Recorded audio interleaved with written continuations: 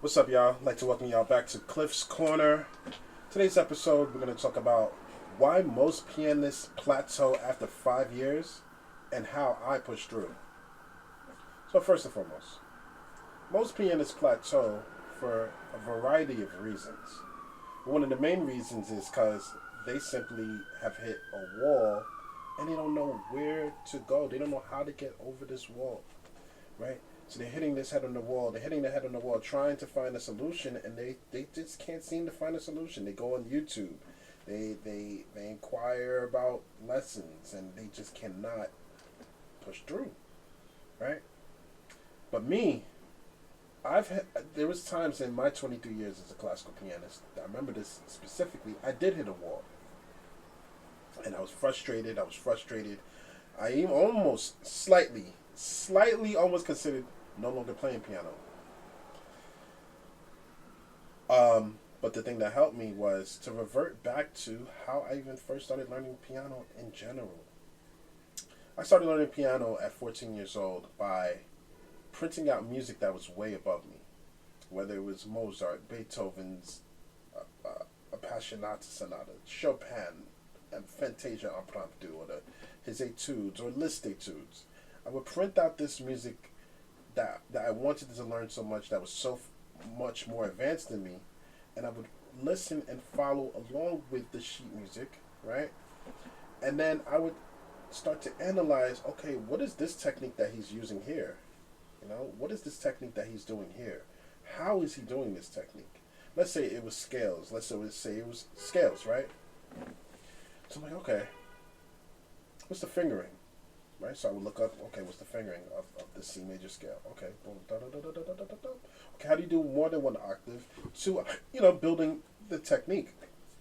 But the thing that really helped me was composing with the technique, and now we're talking 23 years ago, and in what was that, 2000 something? I don't know. Can't even think of can't even do the math. 2007, I think it was.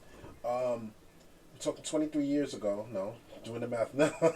It was 2002, and I had no teacher, so I was on my own. And me composing with these techniques helped me to become even greater as a pianist. Right. So now you fast forward, maybe it was roughly like 10 years later. Now I'm in year 15 of playing piano, and it seemed like I kept hitting a wall of not getting better. There were specific pieces, like I remember I was trying to play the Liszt Sonata in B minor, and I could not get it. There were certain techniques I could not grasp. And I remember I wanted to feel like, I felt like quitting. Until, boom, it started to click. Yo, Cliff, do you remember how you started playing piano and how it transformed your playing? Why not do that? So I was like, okay, I started to really analyze the sonata in B minor, and the problems I was having was with the octaves. So I started improvising, playing octaves in the same style of Liszt, right? And then eventually I got over the hump, and I learned how to do that section. When it came to any arpeggio section or staccato section, like the fugue section, I composed something small to work on this technique. And then when I went back to the sonata in B minor, it helped me to get through it. Helped me to play whatever section was there, right? So that is the non-traditional sense of learning music, right? We're taught to push through. You have to practice. Practice it slowly. Push through. All of these things are great. But what happens when you're doing all these great things? You're doing these things. You don't have a teacher, right? And then you're doing these things, and it's just like, yo, you're not getting better. That's where the COPET method comes in. The COPET method, composer-oriented piano expression and technique method, that I developed 23 years ago without even realizing that that's what it was, has helped me in my first 3 years of playing piano. It 10x'd expeditiously on my TI stuff. It helped my technique become so much better, but more importantly, it helped my artistry become solidified. You may be asking, yo, Cliff, what's the difference between artistry and technique? Let me explain. artistry. No, let's first start off with the technique. Technique allows you the ability to be able to play whatever you want. It doesn't matter if it's chromatic thirds, or da da boom boom. It doesn't matter if it's the La Campanella by Liszt. You have the technique to play it because all you've done is work on the technique. But the artistry part of it, the artistry overshadows the technique, and it actually engulfs it so that it makes your technique stronger. The artistry is your touch on the piano. Real simple. Your artistry lives in here, and you as the pianist, it's how you get that out on the piano through these various techniques, right? It's how you as the pianist shapes the melodic lines, and not really worried or concerned about what other people think, because it's your artistry that comes from here, right? Now, of course, you can do the traditional sense of learning how to build your artistry, right? You go, you learn these techniques, et cetera, and then you have a teacher. All of this is effective to a certain point, because your teacher teaches you the artistry. He or she teaches you how to shape your melodic lines, right? But if you just rely heavily on your teacher, you become them in your playing instead of your own identity, right? And that's what the COPET method helps you, the pianist, do. It helps you develop your own artistry. Because if you don't, and you sound like somebody else, then you become a clone. And one of the worst things that we put aside music, we do not want to be a clone of somebody else. We should want to have our own individuality. And that's heavy when it comes to playing classical music, when it comes to playing piano in general. Who are you as an artist? How can I get your story, your experience? How can you explain your experience to me versus that person over there? Now, understand, yes, we as human beings, we're inspired by things. We're inspired by people, right? We're inspired by all of these great things. But then, if you're just so heavily inspired by one person and that you decide to copy who they are, you're not being real, right? Now, the question becomes, well, how do I develop this artistry? How do I do this, Cliff? How do I do this? And it's through storytelling. Storytelling. You're probably looking at me right now like, what do you mean storytelling? What, I have to write out a book? No. I challenge you to tap into something that happened to you, whether it's good or bad. Write it out, right? And then, this is what I teach in my boot camps. This is what I teach in my coaching. Whatever story you come up with, that's in here. Now, how do we depict it on the piano using these different type of techniques? So just imagine, some of y'all that are watching this, you might have been playing piano for 20 years or 23 years, maybe even longer than me, 40 years, right? And you remember the grind that you had to do in your early stages of playing piano in order to develop your technique as a pianist. Those hours, spending countless hours in the gym, quote unquote, the proverbial gym. The 10,000 hours that you put in, yes, it's worth it.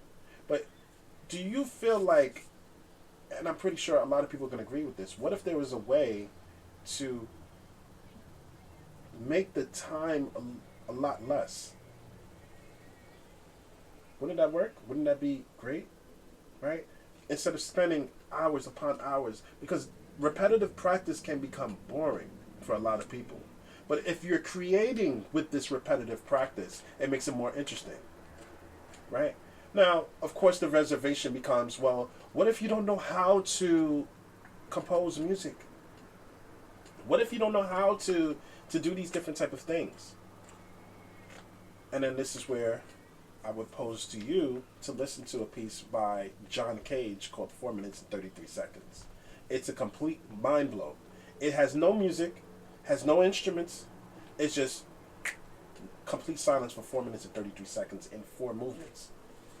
What do you mean, Cliff? What are you saying? It teaches you that everything around you is music. So when you decide to compose, especially like if you're in my coaching program or my boot camps, when you are decide to compose with these specific techniques, there's no pressure to make your piece sound like Mozart, to make your piece sound like Chopin. It's everything that comes from here and here through your own story, your own artistry. And as we go, let's say you signed up for my boot camps, right? 6 weeks. Every week we cover a technique, but we're using this technique to what? Create and tell our story. So that by the time that you do this enough and you go through this boot camp and then you go through my group coaching, when it comes to now you as the pianist going ready to play the Chopin ballad or his nocturnes or his etudes, oh, these techniques are already second nature to me. They live in here and here because I've already created with them through my own story. Or I created a story, a fun story, something short, and I used octaves to depict a kid eating ice cream. Imagine how happy he feels with his mom and dad on a beautiful sunny day. He goes to the park, he gets his ice cream, and vanilla ice cream is dripping all down his it's dripping all down his arm and stuff like that. And then he's happy, right? Imagine you as a kid, because everybody, just about everybody watching this can relate to that story. Imagine going back to you as a kid, right? As an adult, you're thinking back to when you were a kid and how happy you felt. Now imagine using that same type of emotion, that same type of story, and working on octaves with it, or working on expressive playing, or working on scales or arpeggios with it. How does one depict that? Right? How do you play expressively to depict that? Right? So that's basically what this whole entire COPET method is about. Right? It's how does one use artistry? How does one develop their artistry to work on specific technique? How does one combine the artistry to uplift their technique so that when it comes to their pieces that they want to play, it becomes a lot easier to learn these different type of pieces, because these techniques are already second nature to you through your own artistry. So I say all that to say this. If you are somebody who is tired of constantly hitting your head, constantly plateauing, hitting your head on that wall, and you can't find a way to get over this wall, and you're looking for a solution to help you get over that hump so that you can get to the other side and become the artist that you want to be, the pianist that you know you can be here and here, then I need you to head to the link in the description and book a free consultation with me to see if you would be a great fit for my coaching programs. I love y'all. Take care. It's Cliff Jones, owner of the Cliff Jones Piano Studio. Remember, I'm not teaching you music. I'm teaching you life. Take care.